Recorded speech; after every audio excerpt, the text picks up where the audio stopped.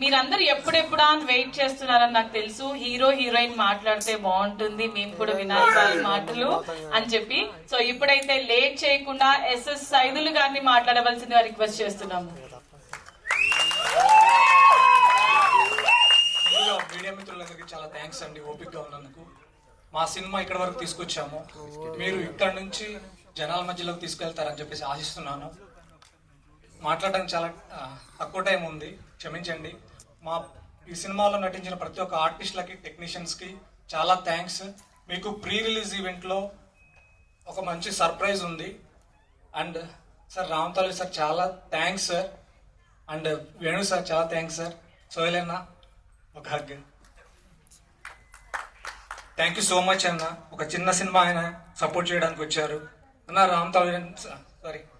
రామప్రసాద్ అన్న,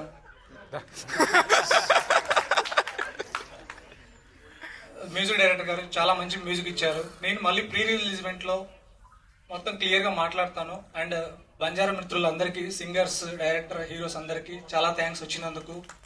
ఏదైనా మర్చిపోయింటే క్షమించండి.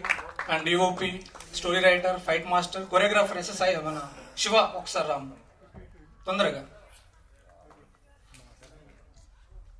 ముఖ్యంగా ఈ టీజర్ అవుట్పుట్ మంచిగా రావడానికి రీజన్ మా గురువు గారు Tanikella Bharani garu. Thank you so much sir, thank you so much. మీరు వాయిస్ ఇచ్చిన దగ్గర నుంచి సినిమా రూపురేఖలు మొత్తం మారిపోయినాయి. Thank you so much. సెలవు తీసుకుంటున్నాను, తర్వాత మాట్లాడు.